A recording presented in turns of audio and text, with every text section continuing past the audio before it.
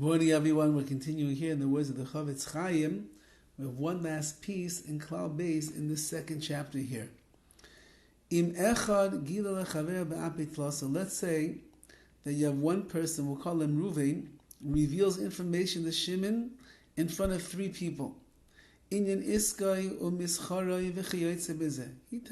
Reuven tells Shimon about his business dealings, financial dealings, or some other kind of personal matter. And in general, these are things that Shimon would not be able to reveal to others after he hears it from Reuven. Because maybe some kind of damage or distress is going to come to Reuven as a result of other people knowing his financial difficulties or the like. However, now, Reuven originally told over this information to Shimon in front of three people. You see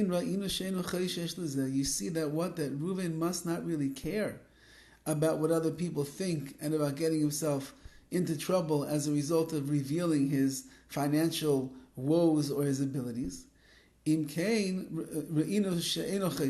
not concerned. Even if at the end of the day, whatever personal matter he discussed with Shimon is going to end up getting publicized. Therefore, the one who heard these words from Reuven, Shimon, is allowed even without a problem, go ahead and reveal this to other people. As long as Reuven did not say that he is makpid, that he is very stringent, or that he is very serious about this, about people. As long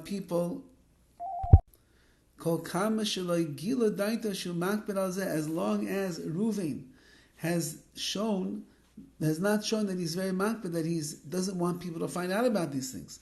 Nevertheless, says the CHOFETZ CHAIM, you must make sure that all of the other points of contention with apit lasa must be met in this case.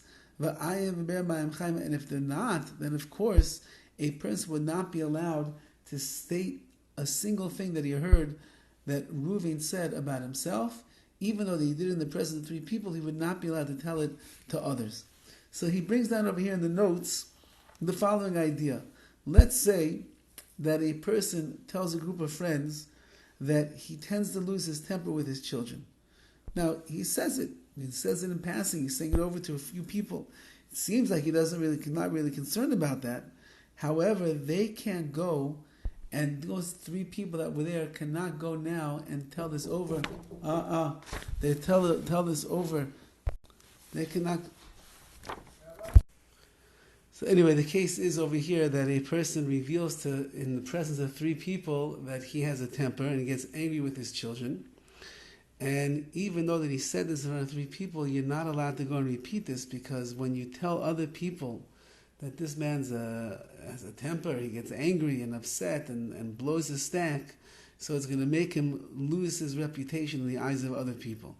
However, interestingly enough, let's say you have a company, and one of the older executives of the company who's out of touch with technology says, I'm an antique, I'm a dinosaur, I'm ancient, I'm not used to working with these things, I don't really know how to use the computer technology so much. So if he tells this over to people a public way, and they go and they tell others that he's not so savvy in the computer, there's really nothing negative about that. Why? Because it's not negative information. It's a mitzvah. It's a reality.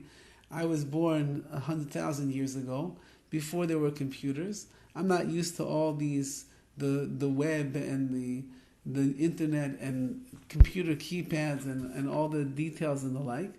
So it's just the reality of that's who it is, and therefore it's not a derogatory thing. It's just a reality thing, and therefore in that case, you in fact would be allowed to say over the information that you heard from him. But in general, as we said the other day, to rely upon the heta of apit lasa of three people that you said in front of, it's almost going to be impossible to ever repeat any derogatory information to somebody else. Have a wonderful day.